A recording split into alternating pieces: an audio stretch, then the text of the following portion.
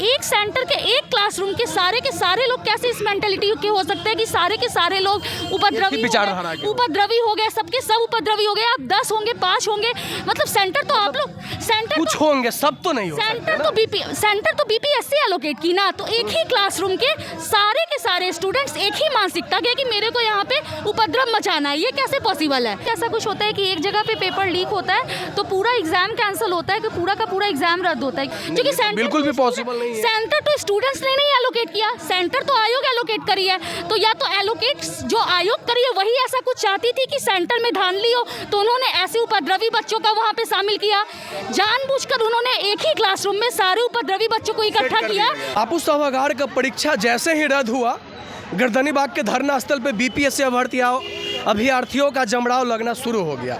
और जब हमने इस गर्दनीबाग धरना स्थल पे आया और इस बीपीएससी अभ्यर्थियों से जानने का कोशिश किया कि जब आपका बापू सभागार वाला परीक्षा रद्द हो गया तो फिर आप लोग ये धरना क्यों कर रहे हैं। और चलिए इनकी बात हम इन खुद बीपीएससी अभ्यर्थियों से सुनते हैं कि आखिर इनकी मांग क्या है सरकार से। जी मैम, कहाँ से आई है? मैं जमुई झाझा से आई हूँ। जमुई झाझा से आई है? मैं जमुई झाझा से आई हूँ। और यहाँ आने का आपका मेन मकसद क्या है, मेन मोटिव क्या है? मेन मोटिव जैसा कि भैया ने बताया है कि बापू सभागार में क्या हुआ था, पेपर लीक हो गया था, वहाँ तमाशा हुआ था, जिस भी वजह से वहाँ का पेपर कैंसिल किया जा रहा है और री एग्जामिनेशन की बात की गई है सिर्फ बापू सभागार के लिए। जबकि जब भी ऐसा कुछ होता है कहीं भी इस तरह के लोक सेवा आयोग के एग्जाम में, जहाँ भी ऐसा कुछ होता है कि एक जगह पे पेपर लीक होता है तो पूरा एग्जाम कैंसिल होता है कि पूरा का पूरा एग्जाम रद्द होता है, क्योंकि आप ये नॉर्मलाइजेशन वाला पैटर्न इसमें अपनाया जाएगा।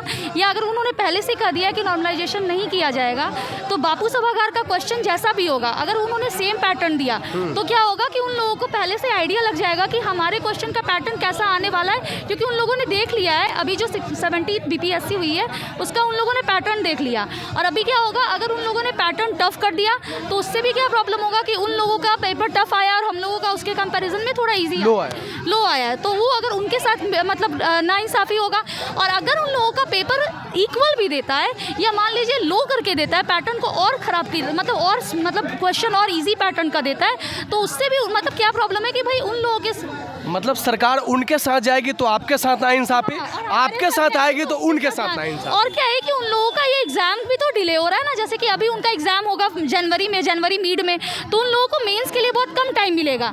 जो 12,000 छात्र बापू सभागार में सम्मिलित होने जाएंगे जनवरी के एग्जाम में, उन लोगों को मेंस के लिए बहुत कम टाइम मिलने वाला है, क्योंकि उन लोगों वो अभी पेपर देंगे, फिर वो डिसाइड करेंगे कि मेरा प्री क्लियर होने वाला है या नहीं होने वाला है।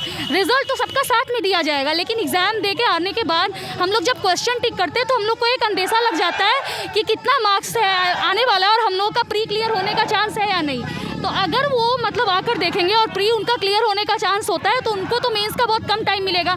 तो कहीं ना कहीं ये उनके साथ इनजस्टिस है कि उनको मेंस का टाइम जो ड्यूरेशन है वो बहुत कम मिल रहा है प्रिपरेशन करने का, मेंस के लिए प्रिपरेशन करने का। तो ये मतलब ये इस तरह का, और कभी भी आज से पहले ऐसा हुआ नहीं कि कहीं एक जगह पेपर लीक हुआ तो सिर्फ उसी जगह का, मतलब और भी तो बार हुआ है, बहुत सारी जगह में ऐसा एग्जाम होता है कि एक जगह सारे एग्जाम को रद्द किया, तो पूरे के पूरे एग्जाम को रद्द किया जाता है। ये पहली बार सुनने में आया है कि वो भी इस तरह के बड़े एग्जाम में, लोक सेवा आयोग जैसे बड़े एग्जाम में, कि जिस सेंटर में धांधली हुआ है, जिस सेंटर में प्रॉब्लम हुआ है, उस सेंटर का सिर्फ रद्द कर रहे हो। और उन लोगों ने कहा कि सेंटर के लोग खराब है या जो भी है, मेरे को तो ये समझ नहीं आ रहा है कि सेंटर के लोग खराब है तो सेंटर को तो मतलब एक सेंटर के एक क्लासरूम के सारे लोग कैसे इस मेंटेलिटी के हो सकते हैं कि सारे के सारे लोग उपद्रवी हो गए, सबके सब उपद्रवी हो गए। आप 10 होंगे, 5 होंगे, मतलब सेंटर तो आप लोग कुछ होंगे, सब तो नहीं हो सेंटर तो बीपीएससी एलोकेट की ना, तो एक ही क्लासरूम के सारे स्टूडेंट्स एक ही मानसिकता के कि मेरे को यहाँ पे उपद्रव मचाना है, ये कैसे पॉसिबल है? क्योंकि सेंटर बिल्कुल भी पॉसिबल नहीं है। सेंटर तो स्टूडेंट्स ने नहीं एलोकेट किया, सेंटर तो आयोग एलोकेट करी है।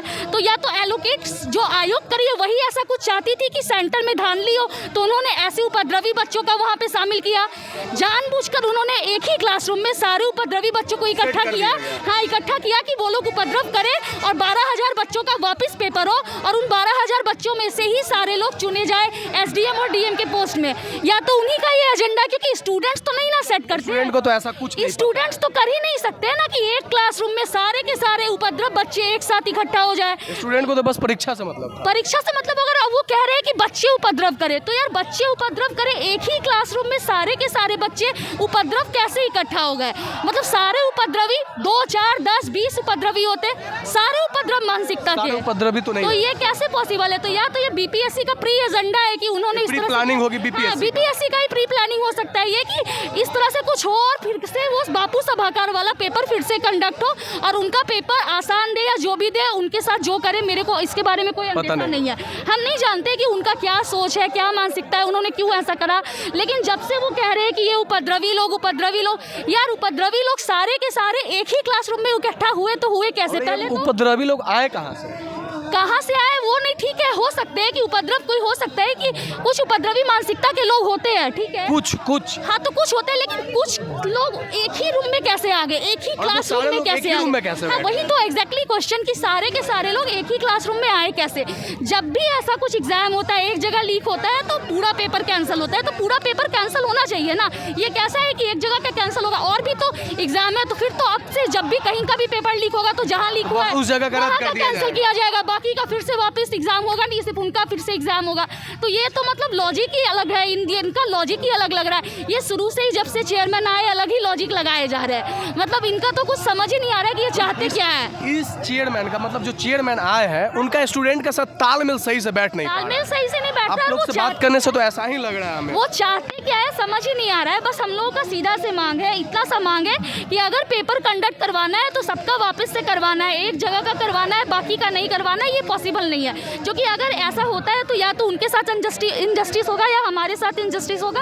कंडीशन जो भी हो, किसी ना किसी के साथ तो इनजस्टिस होना ही है, किसी के साथ नाइंसाफ, हाँ नाइंसाफी होनी ही है। तो इसलिए बस हम लोग की इतनी सी मांगे कि अगर पेपर कंडक्ट करवानी है तो री एग्जाम सबका होना चाहिए और होना ही चाहिए री एग्जाम फिर से। और बात बताइए, मैं यहाँ पे कुछ लोगों से बात किया था तो पता चला था कि जो क्वेश्चन का लेवल था वो लो था, वास्तविक में लो था। क्वेश्चन का लेवल लो था। कुछ क्वेश्चंस ऐसे थे जो बहुत एकदम फैक्चुअल अंदर से पूछे गए थे, जैसे कि पॉलिटी का एक क्वेश्चन था कि कौन सा एक क्वेश्चन था जिसमें आर्टिकल 102A 102B, मतलब वो इतना डीप क्वेश्चन, बहुत डीप, हाँ बहुत डीप, लेकिन फैक्चुअल था, लेकिन बहुत डीप था। तो आप बहुत डीप पूछ दिए या तो आप पूछ दिए बहुत लो पूछ दिए तो बहुत हाई। हाँ, पटना साहिब में गुरुद्वारा कहाँ पे है? फिर एक क्वेश्चन ऐसा, पटना साहिब में गुरुद्वारा कहाँ है? बीपीएससी का क्वेश्चन आप बता रहे हैं। साहिब का गुरुद्वारा पटना में है कि नहीं बताइए, इसके लिए पढ़ाई करने का क्या जरूरत है? ये तो बिहार का चलता फिरता लोग बता देगा। बिहार का दूसरा क्लास का पढ़ने वाला बच्चा घूमते लिखा हुआ था कि उसमें पटना साहिब का जो मंदिर वो है सिख गुरुद्वारा, वो कहाँ है, और ऑप्शन में पटना था, और क्वेश्चन में भी पटना है और आंसर भी पटना है। ये तो बात तो सही है कि जो क्वेश्चन था वो काफी लो लेवल का था और कुछ काफी डीप में चल गया। ऐसा नहीं कि सिर्फ एक क्वेश्चन लो लेवल का, ऐसा बहुत सारा क्वेश्चन था जो लो लेवल था और कुछ क्वेश्चन अजीब सा फैक्चुअल था, मतलब लगा ही नहीं, क्वेश्चन में भी लोचा नजर आया, मतलब लगा ही नहीं देखकर कि ये बीपीएससी के हिसाब का क्वेश्चन है। मतलब हम लोग सोच रहे थे कि बीपीएससी यूपीएससी की तरह क्वेश्चन सेट कर रही है। बताइए ना, जिस परीक्षा से डीएम, एसडीएम, एसडीओ, बीडीओ निकलते हैं ना, तो इसका क्वेश्चन इस तरह से सेट किया गया है, लग रहा है कि रेलवे या ग्रुप डी का एग्जाम का पेपर है, उसी तरह का क्वेश्चन सेट किया गया। कहीं ना कहीं कुछ क्वेश्चन तो वैसे ही थे, कुछ क्वेश्चन सही थे, अच्छे थे, कुछ क्वेश्चन का लेवल सही था, पर मोस्ट ऑफ द क्वेश्चन का वैसा ही लेवल था, एकदम डाउन, मतलब अधिकतर क्वेश्चन का लेवल डाउन था। कुछ क्वेश्चन ही थे जो लग रहे थे बीपीएससी के लायक है। वो 4-5 क्वेश्चन ही वैसे थे जो अच्छे थे, बाकी जो 140 सवाल था उसके लिए बिल्कुल एकदम क्या ही बोले, भद्दा से भद्दा सवाल कोई भी बना सकता है। ऐसा लग रहा है कि 2 दिन बैठे हैं और सवाल बना के चले गए हैं। आनंद फानन में एग्जाम लिए हैं, कैसे भी ज़बरदस्ती 13 दिसंबर को एग्जाम लेना था, आनंद फानन में लिए, क्वेश्चन लीक करवाए, सब बंटाधार कर दिए। मतलब कि जो कुछ क्वेश्चन थे वो लग रहे थे कि बीपीएससी के लायक है, लेकिन जो अधिकतर क्वेश्चन थे वो लग ही नहीं रहे थे कि बीपीएससी के लायक है। ऐसा ही ना अभ्यर्थियों का कहना है। अब मैडम ये बात बताइए ना, क्या लगता है आप लोग के यहाँ बैठने से ये जो सरकार बैठी है बिहार में, आपकी बात को मान लेगी? मानेगी या नहीं मानेगी? हमारा प्रोटेस्ट करने का, हमारा अपना मांग रखने रखने का अधिकार आपका है। तो संविधान में उन्होंने अधिकार बस है। मांग को यहाँ मांग रखने आए हैं, शांतिपूर्वक मांग को अपनी रखेंगे। अब वो मानना नहीं मानना वो उन पर डिपेंड करता है, पर हम लोग अपनी मांग रखेंगे और जब तक वो नहीं मानेंगे हम लोग तब तक यहाँ बैठे रहेंगे। अब वो सरकार जाने वो क्या करती है नहीं करती है, आयोग जाने। धरना अनिश्चितकालीन धरना था ये। हाँ वो चलेगा, अनिश्चित काल तक चलेगा, वो आयोग जाने और सरकार जाने। वो हमारी मतलब हमारे मांगों पर कुछ विचार करती है या नहीं करती है, वो सरकार पर डिपेंड करता है और आयोग पर डिपेंड करता है। ये हमारे पर नहीं है कि क्या सरकार मानेगी, वो हम नहीं कह सकते हैं। देखिए हम धरना दे रहे हैं और मानना ना मानना सरकार और आयोग का काम है, ऐसा ही अभ्यर्थियों का कहना है।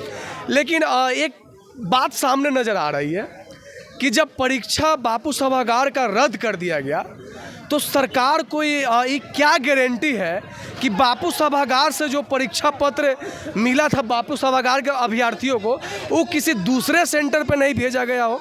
ये तो ये भी हो सकता है ना कि बापू सभागार से परीक्षा पत्र प्रश्न पत्र कोई और भी सेंटर पे भेजा गया हो। और इससे पहले जितनी भी जो परीक्षाएं होती थी, अगर कोई एक सेंटर पे प्रश्न पत्र लीक होता था तो पूरा परीक्षा को रद्द किया जाता था। लेकिन बीपीएससी में मैं पहली बार सुनने को मिल रहा है और मैं पहली बार सुन रहा हूँ कि कोई मतलब बस एक सेंटर का परीक्षा रद्द कर दिया गया। और आयोग का कहना था कि कुछ उपद्रवियों के द्वारा प्रश्न पत्र लीक किया गया था। जब बीपीएससी आयोग महोदय, जब आपको पता है कि पेपरवा लीके हो गया है तो आप एक गो सेंटरवा के पेपरवा परीक्षा काहे रद्द कर दिए? करना सबका था ना। बाकी चलिए, इन स्टूडेंटों का मांग है कि हम सरकार और आयोग से मांग करते हैं कि जितना भी बीपीएससी का परीक्षा कंडक्ट हुआ है जितने भी सेंटरों पे वो सब रद्द होना है और होनी चाहिए। अब देखिए सरकार आयोग इनकी बातों को कब तक मानते हैं। हम लोग का दिखाना काम है, हम लोग का इनका दर्द सुनना काम है। हम इतनी रात को इस अभ्यर्थियों का बीपीएससी स्टूडेंटों का दर्द समझने आए थे कि आखिर इतनी रात को इन अभ्यर्थियों का क्या जरूरत पड़ गया था कि गर्दनीबाग धरना स्थल पे धरना देने आए। बाकी आप द बॉर्डर बिहार देख रहे थे। कैमरामैन शिबू के साथ मैं राहुल यादव, पटना बिहार। धन्यवाद।